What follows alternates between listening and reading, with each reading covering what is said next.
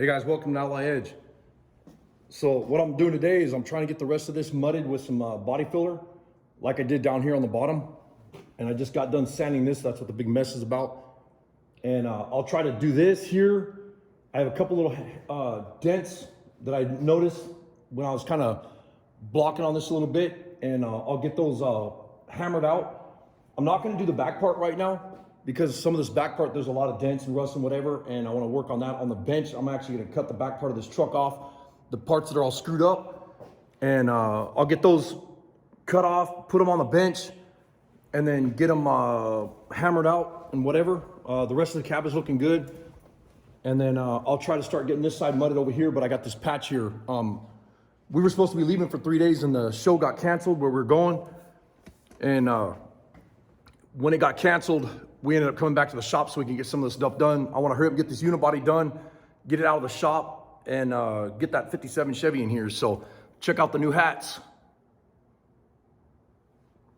If you guys are interested in any of the hats, it's a Driven Custom Apparel Company .myshopify.com. Go to Heidi's website, and we got a bunch of hats on there and shirts and all kinds of stuff, and then she'll be adding stuff to the store real soon. Or you can go onto our website. It's www.mnoutlaw.customs.com. Also, if you guys don't mind, we're trying to get our other channel up to 1,000 subs so we can get it monetized. So please go check out our other channel, and that's Glenn Ridd's channel, and that's it's Enzy Mopar Outlaw Customs on YouTube. Go check it out. But anyways, I've been sanding on this fender, trying to get this fender all blocked out. It's getting there. There's a lot of rough spots up in this area here, and I'm gonna try my hardest to get the front fenders done, the truck pretty much done, wiped out, blocked, and put into the body shop. And then, like I said, I'll pull that 57 Chevy in here and get the floors cut out of the 57 Chevy, get the body pulled off the frame, which is already unbolted, it just needs to come off. So I'll get that done in the next couple days, try and get some stuff cleaned up in the shop so I can get on that. And it's just been total havoc around here, total craziness. But I figured I'd turn the camera on and show you guys what I was doing today. And maybe I'll film some more in a bit. I'm gonna keep working, and like I said, maybe I'll film some more after I'm done a little bit, or as I'm working or whatever. Thanks for watching. By the way, Turlo's Garage on YouTube, go check out his channel. He's got a cool channel. Thanks for the tripod, Turlo.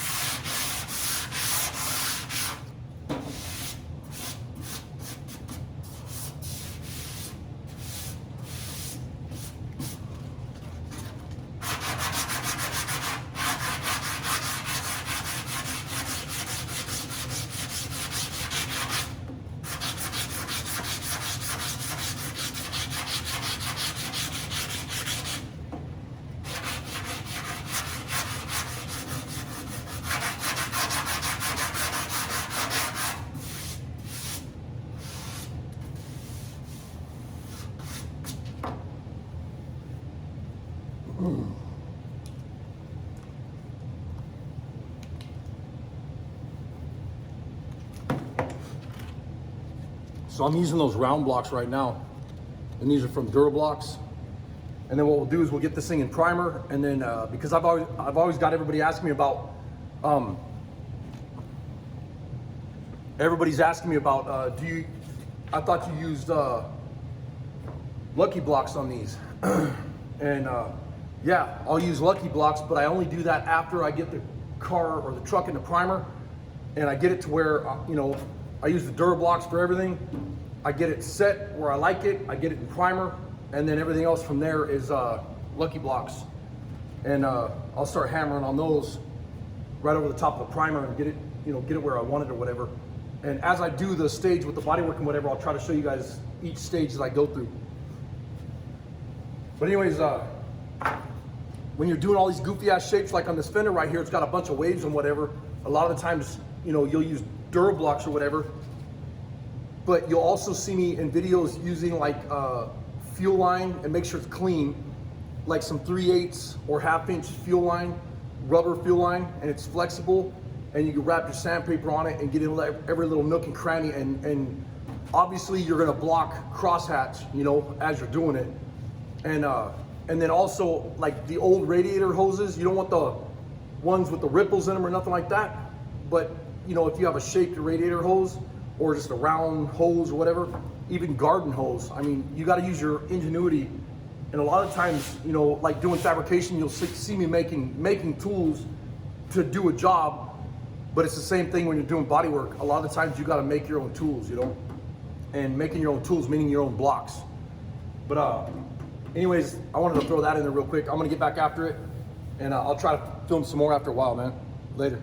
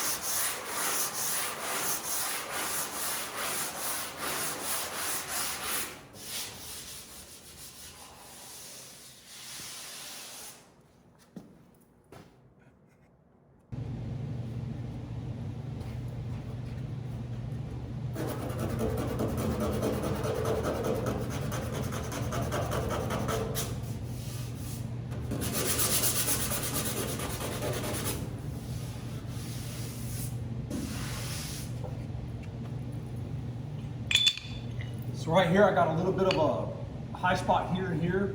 There's a couple little whoop-de-doos right up in here. Just using a body hammer and tapping it down. And you'll get used to what style body hammer you need to use.